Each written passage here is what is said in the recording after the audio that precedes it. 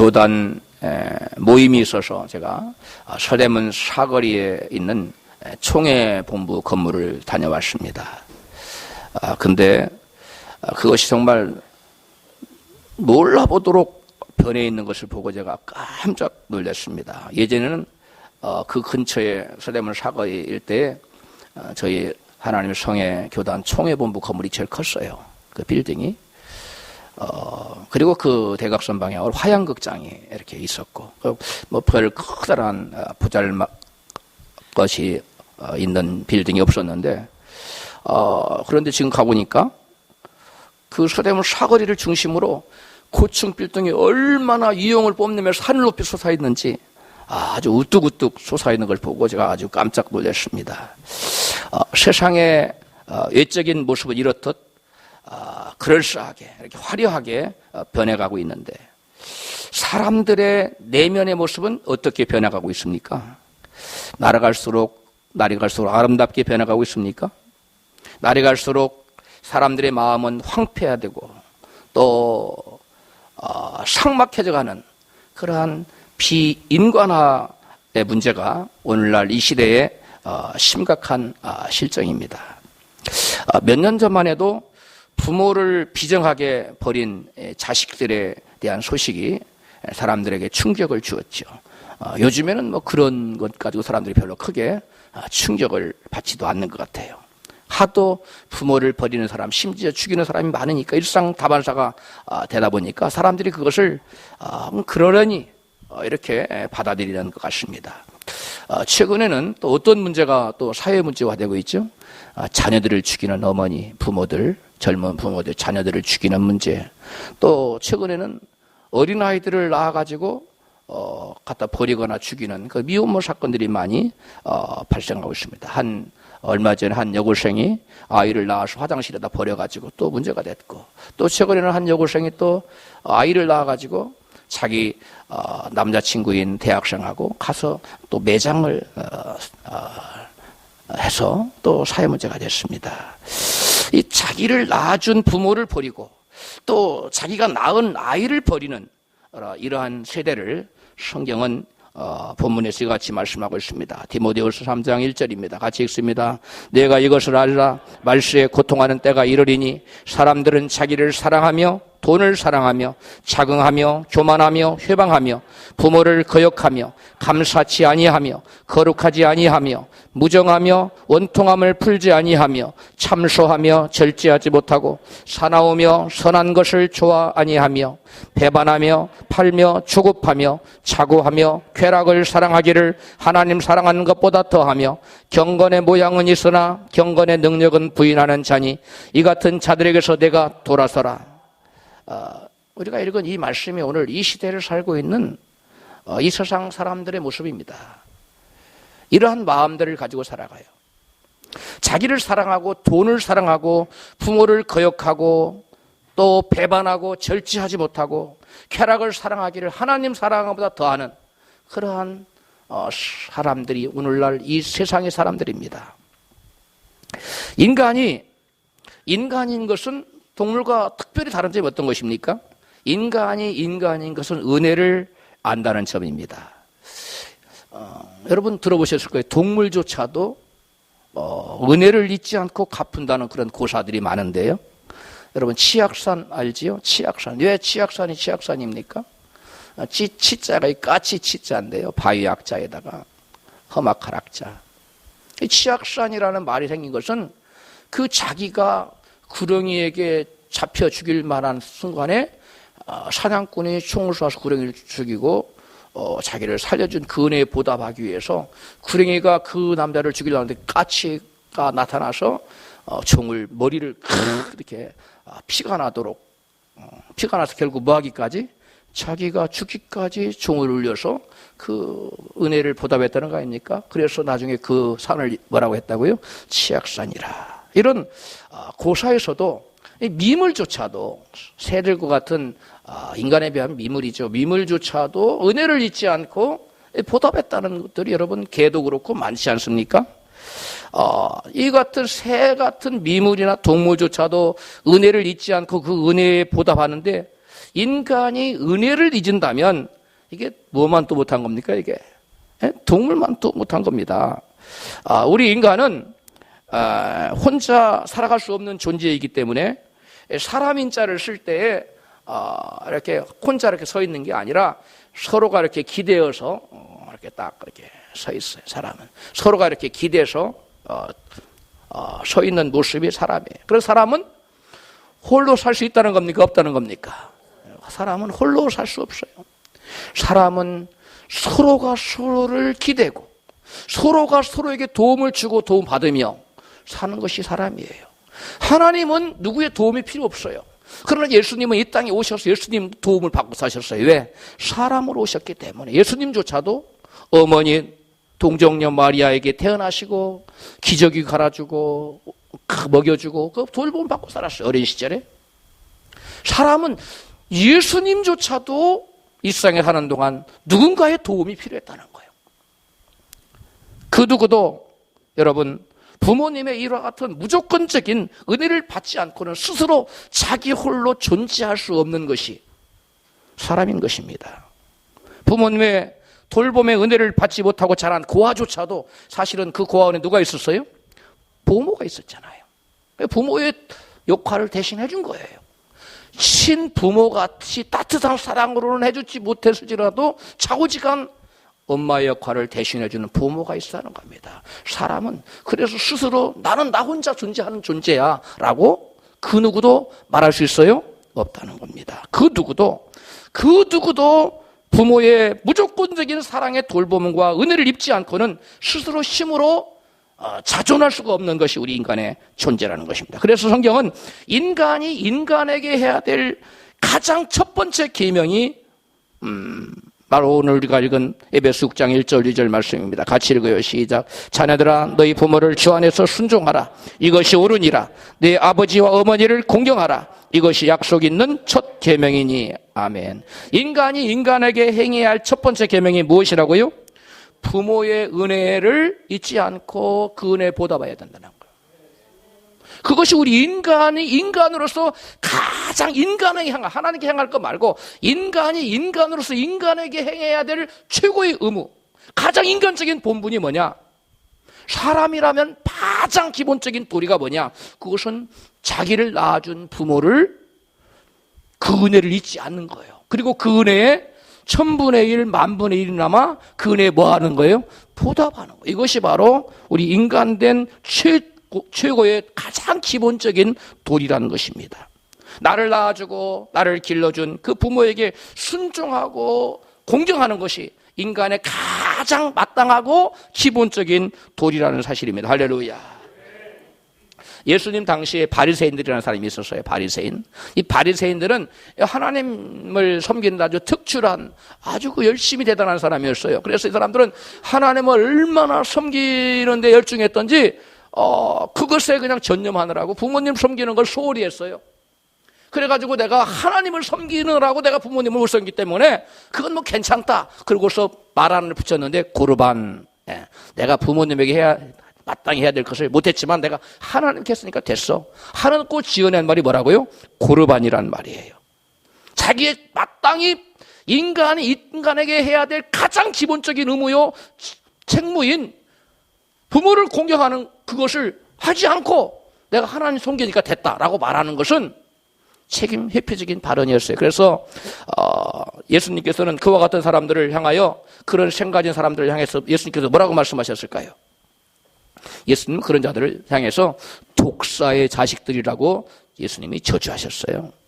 예수님께서는 하나님께서 당신에게 주신 온 인류의 죄를 지고 십자가를 지고 피 흘려 지금 처절한 고통을 죽어가면서도 제자 요한을 불러 모아 세워놓고 당신의 어머니를 부탁하셨어요. 오늘부터는 이제 너희 어머니다. 나를 대신해서 네가 좀 섬겨다오. 할렐루야. 자기를 낳아준 육신의 어머니 마리아가 울고 있을 때 십자가를 지고 피를 흘리며 죽어가는 그 순간에도 예수님은 하나님의 사명을 감당하면서도 인간에게 주어진 인간의 가장 기본적인 도리인 부모를 은혜를 잊지 않고 부모를 섬기는 일을 예수님은 뭐 하셨다고요? 그것을 하시면서 돌아가셨어요. 할렐루야. 사람이 가장 사람 되지 못한 게 뭐냐면 부모의 은혜를 잊어버리는 거예요. 그 가장 사람으로서의 가장 기본적인 원초적인 의무라는 사실입니다. 예수님께서는 하나님을 섬긴다면서 인간에게 행해야 될 가장 마땅한 도리인 부모의 은혜를 잊어버리고 부모를 섬기지 않는 자를 향하여 독사의 자식들하고 저주하신 이유가 무엇입니까? 요한일서 4장 2절에 이와 같이 말씀해요. 누구든지 하나님을 사랑하노라 하고 그 형제를 미워하면 이는 뭐 하는 자예요? 거짓말하는 자라는 겁니다. 보는 바 그 형제를 사랑치 아니하는 자가 보지 못하는 바 하나님을 사랑할 수가 없느니라. 아멘. 보이는 부모를, 육신의 부모는 내 앞에서 왔다 갔다 하시는데 그 눈에 보이는 부모를 섬기지 못하고 사랑하지 못하고 공경하지 못하면 나는 눈에 보이지 않는 하나님 아버지를 사랑한다고, 영의 아버지를 사랑한다고, 영의 아버지를 나는 공경한다고. 이것은 여러분 거짓말이라는 거예요. 그 이율 배반적인 얘기라는 거예요. 그 사람들은, 그런 사람들이 교회 나온 사람들 중에 적지 않다는 거예요. 예수님은 그런 사람들을 여러분 안 받으신다는 사실을 알아야 돼요. 심각한 얘기예요. 눈에 보이는 바 부모를 섬기지 못하고 사랑하지 못하면서 눈에 보이지 않는 바 하나님 아버지를 사랑한다, 영의 아버지를 내가 사랑하고 그분을 공경한다는 것은 이건 거짓말하는 거예요.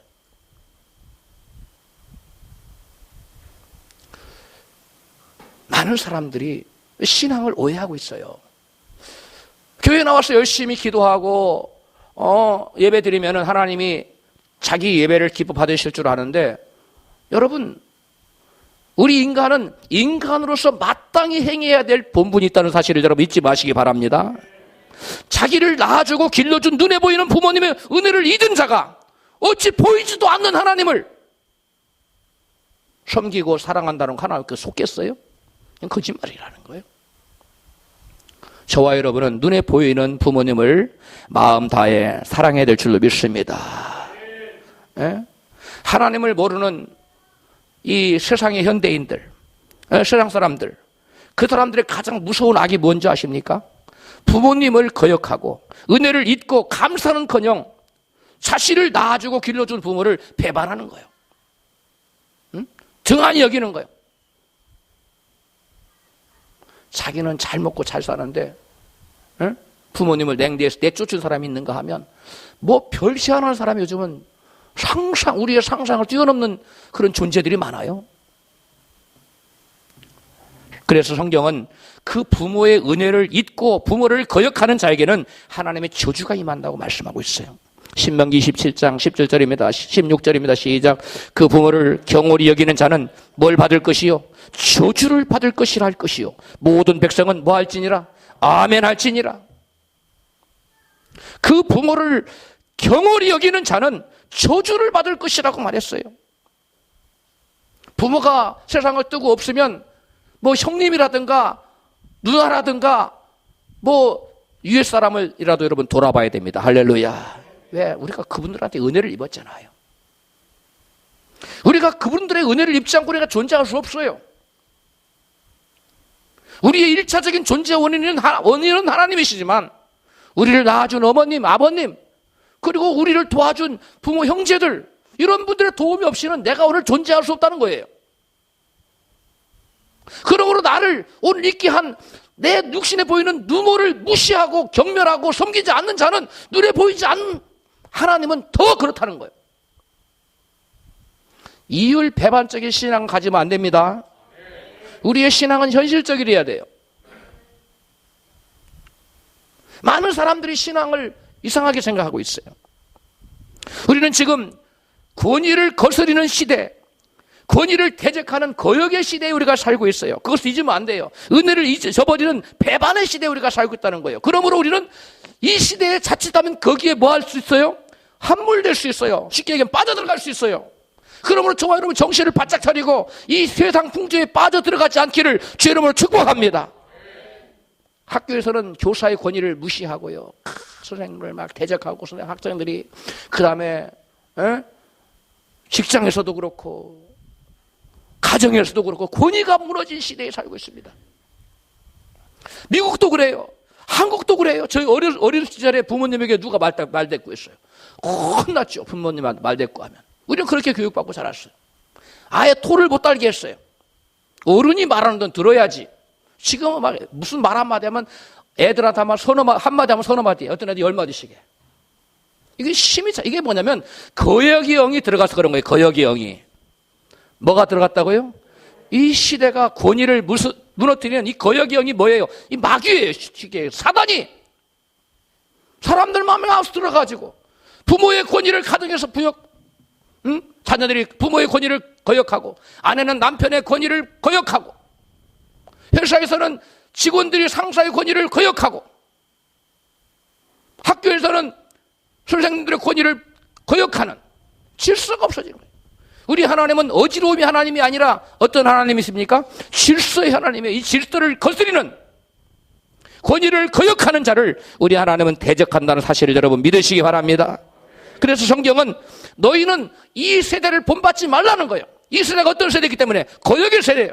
배반의 세대이기 때문에 여러분 거역하는 이 세대를 본받지 말고 배반하는 그러한 이 세대를 본받지 말라고 성경은 말씀해요. 로마서 12장 2절입니다. 시작. 너희는 이 세대를 본받지 말고 오직 마음을 새롭게 함으로 뭘 받아서? 변화를 받아 하나님의 선하시고 기뻐하시고 온전하신 뜻이 무엇인지 분별하도록 하라. 할렐루야. 우리는 이 세대를 본받는 대신 마음에 뭘 받아서? 변화를 받아서 무슨 뜻대로 살아야 돼요? 하나님 아버지의 선하시고 온전하시고 기뻐하신 그 뜻대로 살아야 될 줄로 믿습니다. 이 거스르고 배반한 시대를 사는 우리에게 성경은 부모님께 뭐하라? 순종하라. 부모님을 또 뭐하라? 공경하라고 말씀합니다. 오늘 본문 에베소 6장 1절로 2절 시작. 자녀들아 너희 부모를 주 안에서 순종하라. 이것이 옳으니라. 내 아버지와 어머니를 공경하라. 이것이 약속 있는 첫 계명이니. 아멘. 부모님을 공경하는 것이 약속 있는 첫 계명이라고 그랬는데 어떤 약속이 주어졌을까요? 어떤 약속이 주어진 계명이에요? 축복의 약속인데요. 본문 에베소 6장 2절로 3절입니다. 시작. 내 아버지와 어머니를 공경하라. 이것이 약속 있는 첫 계명이니. 어떤 약속이? 축복이 보장된 약속이에요. 축복이 약속된 거예요. 약속된 계명이에요. 이 계명은. 다른 계명은 축복이 약속이 안 돼 있어요. 10계명 중에. 근데 이 계명에는 축복이 다 따라붙어 있어요. 할렐루야. 그러니까 하나님께서 인간의 가장 기본적인 도의를 반드시 뭐하고 살아라? 지키고 살아라 하는 거예요. 인간으로서. 아멘. 그러면 어떤 약속이 주어졌어요? 2절 시작. 3절 시작. 이는 내가 잘되고 땅에서 뭐하리라? 장수하리라. 그 다음에 신명기 5장 16절에도 시작. 너는 너희 하나님 여호와의 명한 대로 내 부모를 공경하라. 그리하면 너희 하나님 여호와가 내게 준 땅에서 내가 생명이 길고 뭘 받으리라? 복을 받으리라. 여러분 복 받기를 원하십니까? 그럼 부모님 공경해야 돼요. 부모님께 순종해야 돼요. 에? 부모님을 공경하고 순종하고 받드는 사람에게는, 받드는 자에게는 하나님이 약속을 주셨어요. 복을 약속해요. 어떤 복을? 이 땅에 살 동안 하는 일이 다 잘 되고, 따라서 이 땅에 사는 날 동안 하는 일마다 다 잘 되고, 성경이 돼 있잖아요. 땅에서 잘 되고, 내가 내 주기 땅에서 다 잘 된다는 거예요. 땅에서 잘 된다. 그 다음에 땅에서 잘 되고, 그 다음에 땅에서 또 뭐 한다고요? 에? 오래 살아. 장수. 우리 앞에 이 공원이 무슨 공원이에요? 장수공원. 이 공원에 운동하면 장수한다고 그러는 것 같은데, 공원에서 운동한다고 장수하는 게 아니에요. 운동 많이 하다가 죽은 사람 많아요. 누가 오래 사느냐? 따라 사세요. 부모님께 순종하고 공경하는 자, 그런 사람에게 하나님이 장수를 약속했어요. 할렐루야. 네. 여러분 오래 사는 게 복이에요. 아멘. 예수를 진짜로 믿고 오래 사는 사람은 복이고, 예수를 안 믿고 오래 사는 사람은 그건 저주예요. 왜? 죄만 더 져서 심판만 더 큰 걸 만들어. 그 예수를 믿는 사람은 결국 진짜로 믿는 사람은 구원받기 때문에 아멘이라도 한 번 더 하면 다 상급이 올라가기 때문에, 여러분 영원한 상급이 영원토록 더 많이 쌓이기 때문에 오래 사는 게 큰 축복이에요. 그렇기 때문에 여러분 좌우지간 오래 살고 봐야 돼요. 할렐루야. 여기에 저보다 먼저 간 분이 하나도 없기를 바라요. 다 저보다 오래 사세요. 저는 100세까지만 살 거니까 여러분들은 다 앞으로 50년 이상들 다 사세요. 할렐루야. 뭐 대부분 저보다 오래 살겠어요. 서지사님 어떨지 제가 모르겠는데, 서울사는 120세. 할렐루야. 여러분 성경에 보면 부모님께 순종하는 자들이 다 잘 됐다는 것을 성경이 도치 얘기했어요. 다 위대한 사람은 아버지가 얘기하면 적진에도 가고, 누가 갔어요? 전쟁터에 다윗이 갔지요. 멀리서 형들이 그 양을 치는데 거기 가다가 죽을지도 몰라. 근데 요셉이 갔다가 결국 형들아 미워받아서 팔려갔으면 결국 그 길로 애굽에 팔려가 애굽어가 됐어요. 총리 대신 되잖아요. 여러분, 이스라엘 초대왕 사울도 아버지의 심부름 갔다가 누구를 만나요? 선지자 사무엘을 만납니다. 성경은 그들의 축복의 시작이 부모에게 순종했다는 것을 은연중에 말씀하고 있어요. 그들의 모든 축복의 시발점이 뭐였다고? 아버지의 심부름. 요셉이 그랬고 다윗이 그랬고 사울조차도 그랬어요. 그들이 아버지의 심부름 떠났다가 그것이 계기가 돼서 선지자를 만나고, 여러분, 나중에 총리 대신도 되고 왕도 되고 그런 거예요. 그러니까 여러분, 따라서 합시다. 작은 일에 충성된 자는 큰 일에도 충성되고, 작은 일에 불의한 자는 큰 일에도 뭐예요? 불의한 거예요. 그러니까 여러분, 부모를 섬기는 작은 일 여러분 충성해 보세요. 그러면 여러분 땅에서 잘 됩니다. 높아집니다. 성공합니다. 형통합니다. 그리고 장수해요. 뭐가 안 되고 장수하면 고달프지만 하는 일마다 잘 되고 장수하면 얼마나 좋아요.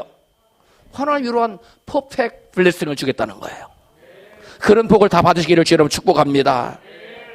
성경에 대표적인 부모님을 잘 공경해가지고 복받은 사람 누가 나와요? 그래요. 룻입니다. 시어머니 룻은 시어머니 나오미가 이국 땅에 와서, 모압 땅에 와서 가나안에 흉년이 들었어요. 그래서 흉년을 피해서 모압 땅까지 끌려 들어간 거예요. 그래서 거기 살다가 결국 여러분 하나님을 등지고 떠나왔잖아요. 그래서 하나님의 매를 맞았어요. 남편이 죽었어요. 아들 둘이 장가를 갔는데 그 아들 둘도 죽었어요. 그 집엔 누구만 남았어요? 과부 셋만 남았어요. 비참해요, 안 비참해요? 기구한 운명 아닙니까? 그래서 이 나오미가 이제 안 되겠다. 고국으로 돌아가야 되겠다. 계획을 세우고 두 며느리를 불렀어요. 너희들 내가 고국으로 들어갈 텐데 너희들은 너희 고향으로 돌아가거라. 너희 백성에게 돌아가고 너희 신에게로 돌아가라. 어디에게 돌아가라? 너희 신에게로 돌아가라. 그러니까 그 오르바 언니라고 그래요? 뭐예요? 그 위에 형님? 동서 형님. 예. 그는 나오미하고 입 맞추고 떠나갔어요. 시어머니 빠이빠이 잘 가세요. 저는 저희 고국으로 갑니다. 저희 백성에게로, 저희 신에게로 돌아갑니다. 갔어요. 끝. 근데 그 동생 룻은 어떻게 했어요? 어머니 결코 그런 말씀 하지 마세요. 저는 결단코 어머니를 떠나지 않을 것입니다. 할렐루야. 그리고 여러분 뭐라고 말합니까? 룻기 1장 16절이에요. 이렇게 대답합니다. 시작. 룻이 가로되 16절 시작. 룻이 가로되 나로 어머니를 떠나며 어머니를 따르지 말고 돌아가라 강권하지 마옵소서. 어머니께서 가시는 곳에 나도 가고 어머니께서 유숙하시는 곳에서 나도 유숙하겠나이다. 어머니는 나의 백성이 나의 백성이 되고 어머니의 하나님이 나의 하나님이 되시리니 어머니께서 죽으시는 곳에 나도 죽어 거기 장사될 것이라. 만일 내가 죽는 일 외에 어머니와 떠나면 여호와께서 내게 벌을 내리시고 더 내리시기를 원하나이다. 아멘. 룻은 지금 남편도 없고요, 자식도 없고 재산도 없고 더더구나 외국인인 시어머니를 친어머니 못지않게, 친어머니도 이렇게 섬기기 어렵잖아요. 그렇죠? 남편도 없는데 아무런 기약도 없고 어떤 소망도 찾아볼 수 없는데 지금 시어머니를 따라다가 쓰겠다는 거예요. 예? 룻의 이러한 시어머니를 섬기는 사랑과 헌신은 그녀의 여호와를 믿는 어디에서 시작된 거예요? 믿음에서 근거한 겁니다. 이게 믿음이 없이는 여러분 효도할 수 없어요. 우리 옆에 계신 분에게 참된 믿음을 가져서 효도합시다. 룻의 믿음이 어디 나오느냐?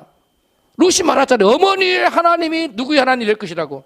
곧 나의 하나님이 될 것이라고. 만약에 내가 어머니를 죽는 일에 떠나면 하나님께 내게 벌을 내리시고 더 벌을 내리기를 원한다고. 여기에 지금 신앙이 룻의 고백 속에 절절히 들어있잖아요.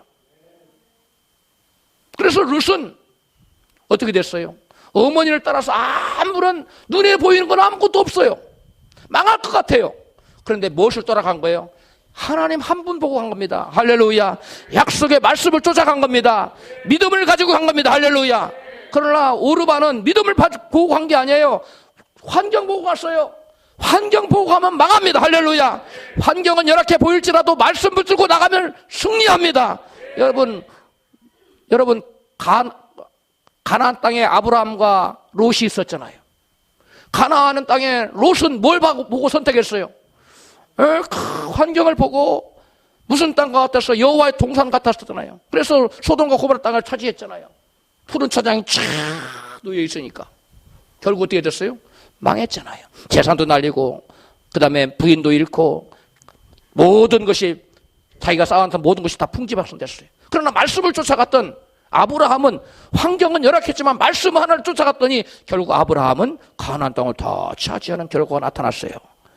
여러분 환경 보고 선택하지 마세요. 말씀 보고 선택하세요. 오르반은 망했어요. 오르반은 천국 가지 못했습니다. 그러나 룻은 자기 어머니를 따라가서 거기 가서 처음에는 이삭 죽기를 하고 정말 이방인이라고 천대를 받았지만 그거 누구를 만났습니까? 그 지방에서 가장 유력자인 보아스를 만나. 이 보아스는 예수님을 상징하는 인물이에요. 저와 여러분 환경 보지 말고 믿음을 쫓아가면 결국 신랑 되시는 예수님을 저와 여러분이 받게 되는 줄로 믿습니다. 그래서 여러분 이 룻은 보아스의 가장 유력자의 아내가 되었을 뿐만 아니라 룻의 그 아들과 그 다음 아들 지금 고조 손자의 고손자라고 그러나요? 고손자가 딱 태어나니까 누구예요? 다윗이에요. 그 다윗의 아들 중에 또 쫙 내려와서 누가 나왔어요? 거기서 예수님이 나왔잖아요. 그리스도가 그 족보에서 그리스도가 나온 거예요. 여러분 이 놀라운 축복이 누구에게 주어진 거예요? 이 시발점이 어디서 시작된 거예요? 부모를 공경한 데서 시작된 거잖아요. 네 부모를 공경하라.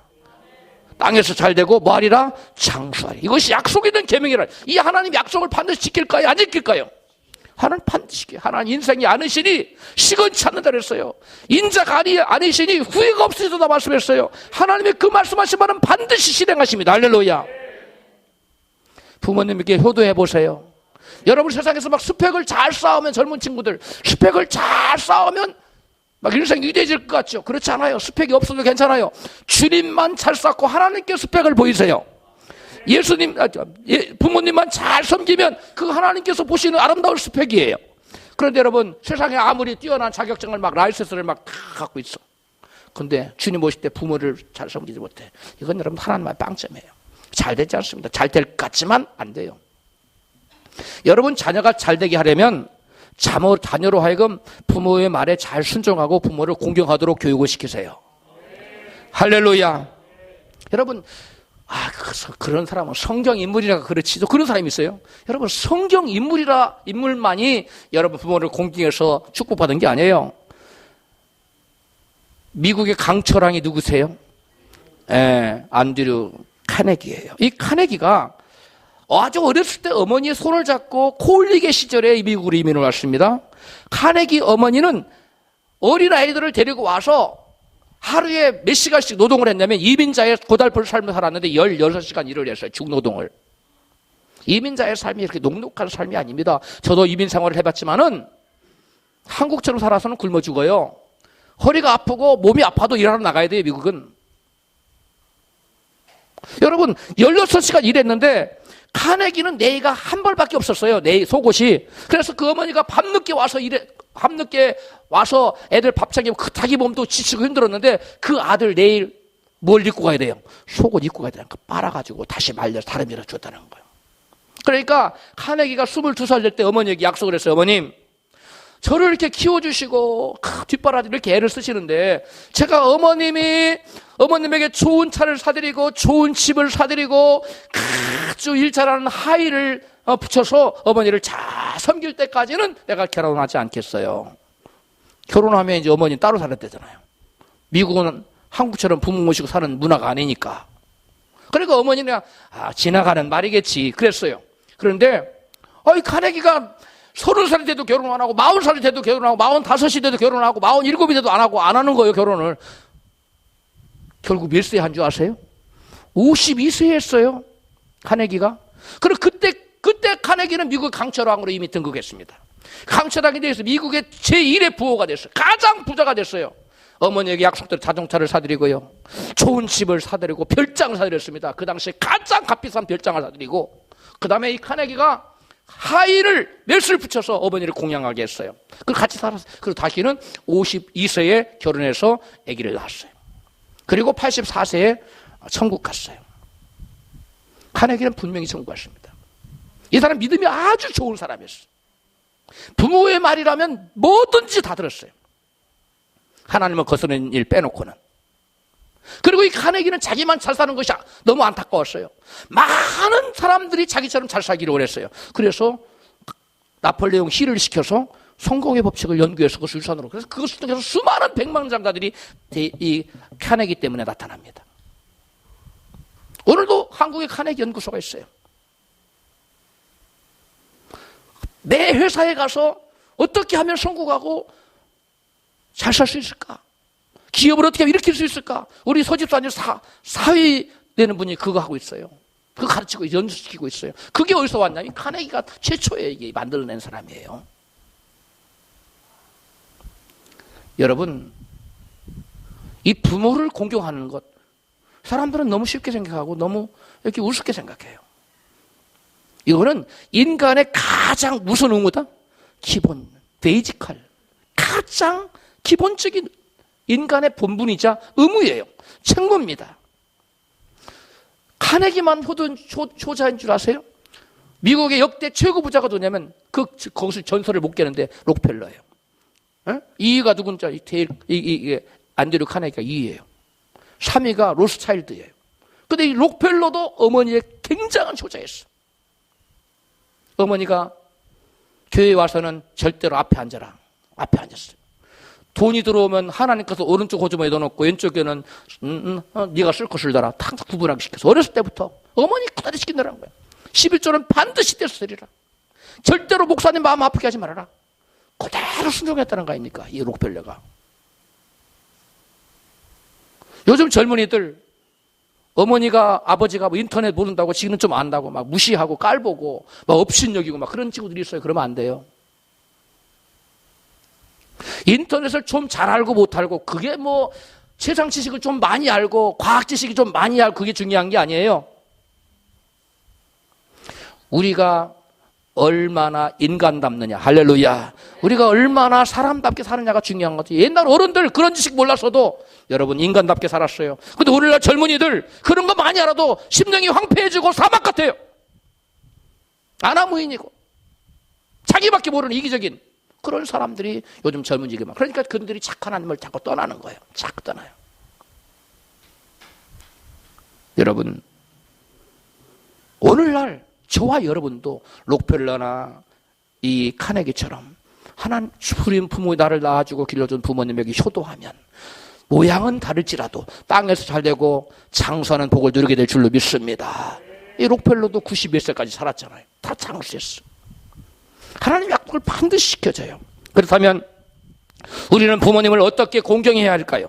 성경에 나타난 인간관계의 계명은 모두 뭐 하지 말라는 거예요. 인간관계의 계명이 몇 가지? 6가지잖아요. 근데 다 하지 말라요. 응?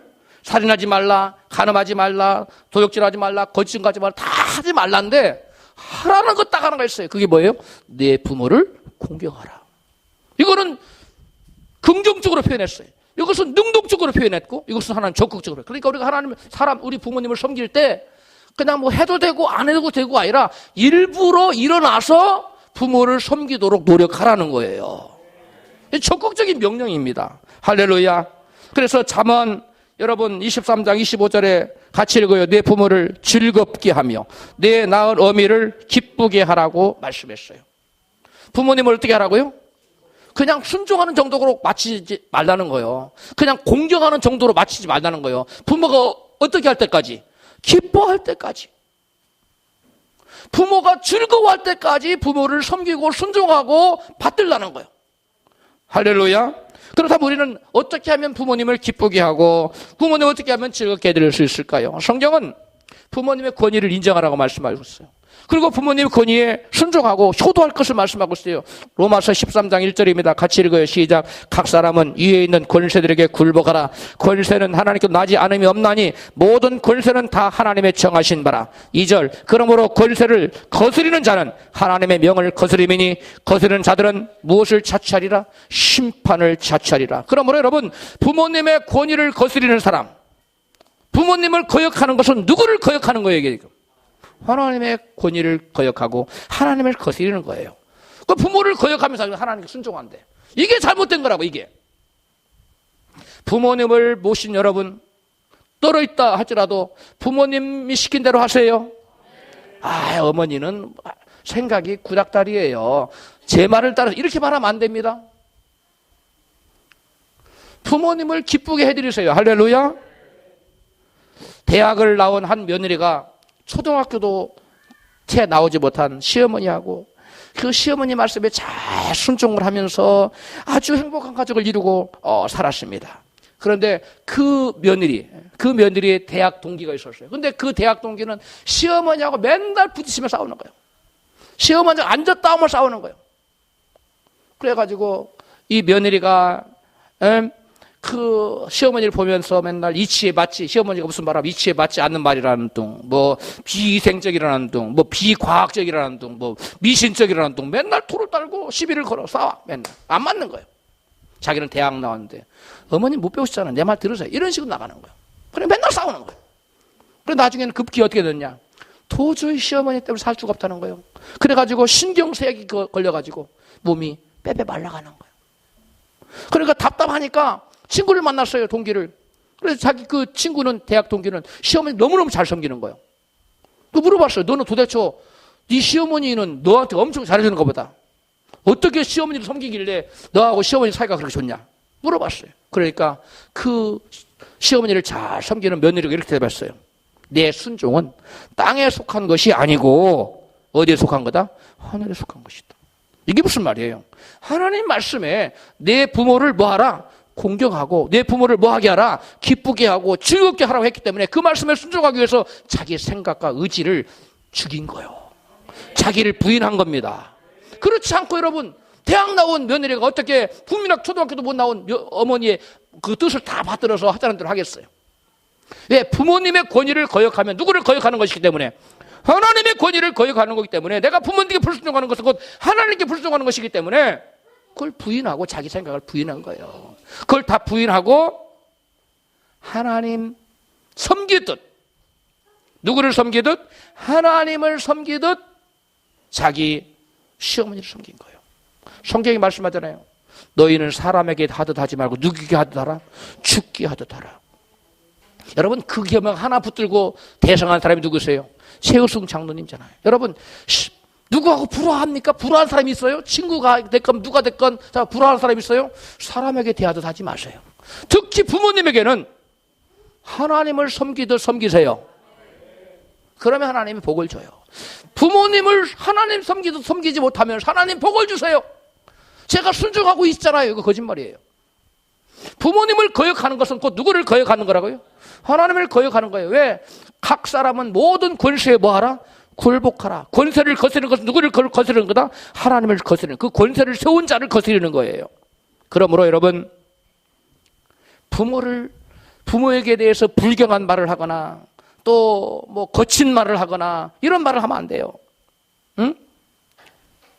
부모님이 말을 토를 달고 대들고, 어떤 사람은 막 부모님을 막 꾸짖고 막 그런 사람이 있어요. 어머님 그런 것도 모르자고 막 그럼 퉁을 주고 막 묵살하고, 그러면 부모님이 기분 좋아요, 안 좋아요? 안 좋죠. 기쁘게 하는 겁니까? 아니에요. 아니에요. 저는 우리 정열란 집사님, 그다음에 저희 아내, 저희 그 장모님한테 하는 거 보면 제가 훌륭하다 그런 생각이 들어요. 부모님이 좀 시답지 않은 얘기를 해도 깔깔대고 웃고 잘한다고 박수치고 그래요. 할렐루야. 이거 잘하는 거예요, 못하는 거예요? 잘하는 거예요. 그러면 또 저희 장모님 좋다고 막 웃고. 근데 보통 사람 같으면 막 퉁주고, 어머니는 뭘 말도 안 되는 소리 하냐고, 그 미신이라고, 그건 이치 안 맞는, 요즘은 그런 거 하는 사람 없다, 이렇게 할 거 아니에요? 근데 그렇지 않아요. 내가 그걸 보고 참 훌륭하다. 잘 될 줄로 믿습니다. 이 자녀들이 그걸 보고 배웁니다. 안 보는 것 같죠? 자녀들은요, 다 그렇게 봐요. 엄마가 어떻게 하나 보자. 다 그대로 합니다. 여러분이 부모님에게 선을 베풀고 효도를 하면 자녀들이 여러분에게 선을 베풀고 효도를 합니다. 왜 그래요? 사람은 그 봇을 심든지 뭐한 대로 거두리라? 심은 대로 거두리라. 저도 우리 5남 3녀예요. 저희 형제들이. 제 어머니가 제일 기뻐하는 아들이 저였어요. 제가 저하고 사는 게 가장 마음 편하도록 제가 모시고 있었어요. 형님들 다 있고 누나들 다 있었지만 제가 모셨어요. 왜? 저는 저희 어머니가 뭐라 그러면 토를 안 달았어요. 그냥 그러세요? 그리고 같이 웃었어요. 그래서 저희 어머님은 기뻐하셨어요. 저를. 그래서 저희 어머니 하루에 10시간씩 12시간씩 기도했는데 저희 담임 목사님 물어봤어요. 집사님 하루 종일 무슨 기도를 그렇게 합니까? 우리 막내 아들을 위해서. 제가 막내거든요. 하루 종일 제 기도만 한 거예요. 왜? 저희 어머니의 마음을 제가 제일 기쁘게 했어요. 할렐루야. 그래서 이 얘기가 왜 나온지 이 원고일 없는데 지금.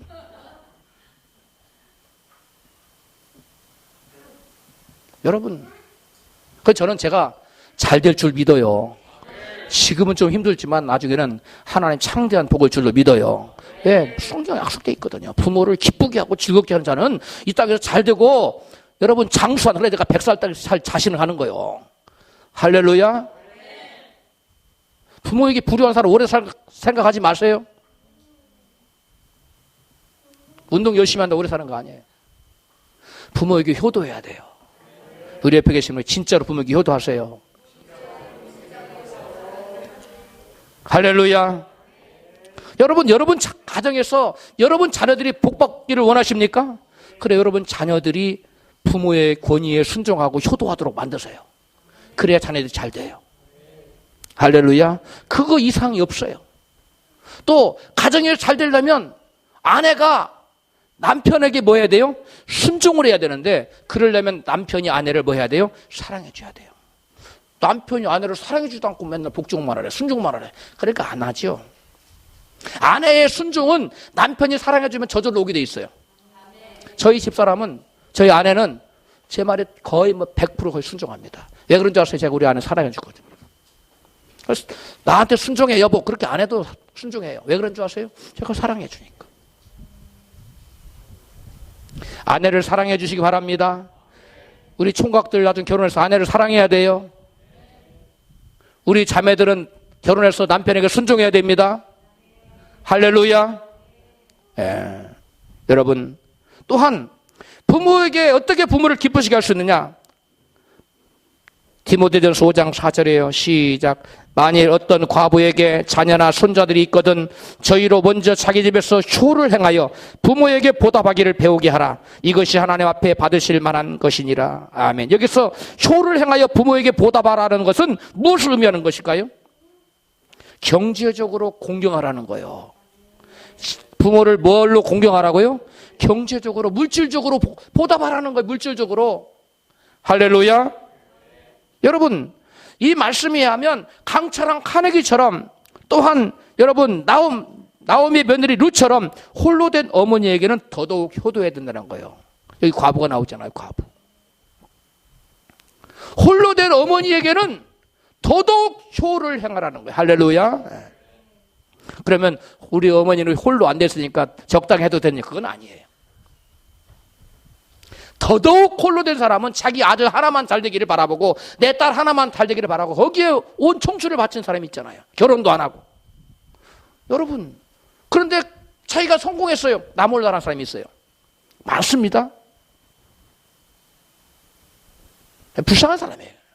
그 어머니도 불쌍하지만 그 본인이 더 불쌍한 거예요. 여러분, 디모데전서 5장 8절 시작. 누구든지 자기 친족 특히 자기 가족을 돌아보지 아니하면 믿음을 배반한 자요 불신자보다 더 악한 자니라. 자기 부모를 경제적으로 물질적으로 돌아보지 않는 자는 뭐한 자라고요? 믿음을 배반한 자요. 불신자보다 악한 자예요. 자기 친족 부모가 아니라도 돌아보라고 그랬어요. 물질적으로. 근데 부모를 안 돌아보면 쓰겠어요? 안 되지요. 그 다음에 물질적으로 뿐만 아니라 부모님의 영혼을 위해서 여러분 그 영혼이 죽어서 어디 가게 해야 돼요? 천국 가도록 해야 이것이 진정한 효도가 되는 거예요. 마태복음 16장 26절입니다. 시작. 사람이 만일 온 천하를 얻고도 지의 목숨을 잃으면 무엇이 유익하리요? 사람이 무엇을 주고 지의 목숨을 바꾸겠느냐? 여러분, 부모님이 살아생전에 막 온갖 천하 없는 것을 가지고 막 섬기고 공경하고 막 차려드렸어요. 그런데 죽어서 그 영혼이 지옥 갔어요. 부모. 그 진정한 효도라고 할 수 있습니까? 아니에요. 가장 큰 효도는요, 돈이 많지 않아서 어머님 좋아하는 음식 많이 못 해드렸어도 가장 큰 효도가 뭐냐면 부모님 회개하고 예수 믿어 청구하게 하는 게 가장 큰 효도예요. 할렐루야. 그게 가장 큰 효도입니다. 시아버지가 예수를 안 믿는 것은 누구의 책임일까요? 며느리 책임입니다. 왜 그러냐면 시아버지가 제일 이뻐하는 사람 누구예요? 대체로 며느리입니다. 대부분 시아버지는 며느리를 이뻐해요. 그래서 시아버지에게 조금만 정성을 쏟으면 시아버지는 금방 마음의 문을 감동받고 예수 믿게 돼 있어요. 전북 고부에 한 불신 가정의 한 처녀, 예수 잘 믿는 처녀 자매가 시집을 갔어요. 그래서 그 가정이 오니까 다 불신자니까 어떻게든지 시부모님을 예수 믿게 하려고 기도를 하면서 가정일에 아주 충실을 다했어요. 그런데 어느 날 이웃집에 보니까 이웃집 며느리가 돌아가신 시부모님에게 효도한답시고 매달 상망 제사를 지내는 거예요. 돌아가신 부모에게 이렇게 효도를 하는구나. 또 나는 살아계신 부모님에게 효도를 해야 되겠다 해서 상망 효자상을 차리기 시작했어요. 상망 효자상이 뭐냐면 상망 제사라는 게 뭐냐면 매달 첫날 그리고 매달 보름날 상을 건하게 평상시 안 차리던 건한 음식을 차려가지고 부모님에게 큰 절을 하고 부모님 건강하게 오래오래 사세요. 그렇게 매 보름마다 이렇게 특별한 음식으로 섬겼어요. 그 시부모님 마음이 기뻤을까요? 화가 났을까요? 그거 보고 화가 난 사람은 정신 이상자지요. 너무너무 기쁜 거예요. 우리 며느리. 그러다가 시어머니한테 시아버지한테 전도를 했어요. 네가 믿는 예수 나도 믿고 싶다. 할렐루야. 그 완고하던 그 사람들이 예수를 믿게 되었다는 겁니다. 할렐루야. 여러분, 우리가 이와 같이 적은 일에 부모를 섬기고자 하는 그런 마음을 가지고 그 영혼을 위해서 기도하고 할 때 이런 역사가 나타난다는 거예요. 할렐루야. 장이동 교회의 여전도 회장이 간증입니다. 그분이 시아버지가 교회를 안 나갔어요. 집사님인데. 그러니까 하루는 기도하고 있는데 기도 중에 무슨 생각이 들었냐면 자녀된 도리로서 이 시아버지가 교회를 안 나가도록 방치해 놓은 것은 이건 인간된 자녀된 도리가 아니다. 그런 생각이 왔다는 거예요. 그래서 시아버지의 구원을 위해서 일주일간 금식을 작정하고 금식 기도를 하는 거예요. 하는데 그 사실을 같은 교회 다니는 시아버님 친구가 알고서 그 시아버지가 며느리가 일하는 며느리 약사예요. 약사 그 약국에 가서 여보게 그 친구한테 자네 그 며느리가 약국에서 일하는 그 며느리가 자네 구원받게 하려고 지금 일주일간 금식하고 있는데 자네 그걸 아는가? 자네 며느리처럼 효부인 그 자부가 없는데 가서 자부에게 자네 빨리 교회 간다고 얘기하고 금식 그만하게 하게. 그러니까 시아버지가 가만히 들어보니까 너무 평상시도 잘했는데다가 또 자기 영혼을 위해서 뭐까지 한다고? 금식까지 일주일 한다고 너무 감동해. 그 말을 듣자마자 그 약국에 달려가서 얘야, 네가 나를 위해서 금식한다며? 예, 아버님. 당장 그 금식하지 밥 먹어라. 나 당장 그 다음 주부터 교회 갈게. 할렐루야. 여러분, 이게 여러분 진정한 부모를 사랑하고 효도하는 사람입니다. 여러분은 부모님 구원을 위해서 일주일은 고사하고 3일이라도 해봤어요? 안 해봤어요? 뭘 자랑이라고 고개를 설레설레 전들어요. 그 다소곳이 가만히 있어야지. 하세요. 부모님 영혼굴에서 금식하고 전도하고 할렐루야. 여러분, 이 부모를 우리가 공경하되 끝으로 알아볼 것은 주 안에서 해야 된다는 거예요. 어디 안에서? 에베소 6장 1절 시작. 자녀들아 너희 부모를 주 안에서 순종하라. 이것이 옳으니라. 아멘. 여러분, 부모님을 섬기되 주 안에서 섬겨야 돼요. 말씀 안에서 섬겨야 됩니다. 예? 남편을 섬겨야 돼요. 주 안에서 섬겨야 돼요. 말씀 안에서 섬겨야 돼요. 남편이 여보 오늘 설이니까 교회 가지 마. 예? 부모님이 먼저지 교회가 먼저야 주일 못 지켜. 가지 마. 일주일에 1년에 52주나 있는데 부모님 제삿날은 하루밖에 없잖아. 그러면 남편의 말에 순종해야 돼요? 하나님의 말씀에 순종해야 돼요? 그렇지. 이게 주 안에서 하라는 거예요. 주 안에서. 직장에서도 상사를 섬길 때도 마찬가지예요. 다른 일은 다 충성해야 돼요. 그러나 주일날 이보게 강 차장 나랑 이번 주에 골프 치러 가세요. 회장님 나오시는데 회장님 비유 맞춰드려야지. 그럼 따라가야 돼요? 강 차장님은 따라가야 돼요? 안 가야 돼요? 교회 와야 돼요. 또 회장님이 와서 술을 딱 강 차장 수고가 많네. 술 한 잔 받게. 그러면 또 받아야 돼요? 안 받아야 돼요. 이건 주 안에서가 아니라 주 밖에서요. 우리가 윗사람들을 섬기되 주 안에서 섬기고 따르고 해야 될 줄로 믿습니다. 사랑하는 성도 여러분, 이 땅에서 잘 되기를 원하십니까? 사람이 그것을 심든지 그대로 거둔다고 말씀을 기억해야 돼요. 부모에게 한 대로 내 자식에게 그대로 거둡니다. 우리 하나님도 우리가 부모를 섬길 때 하나님이 그 섬김을 받으시는 거예요. 할렐루야. 그리고 그 부모를 섬긴 자에게 당신을 섬기는 것 같이 기쁨 받으시고 복을 내리실 줄로 믿습니다.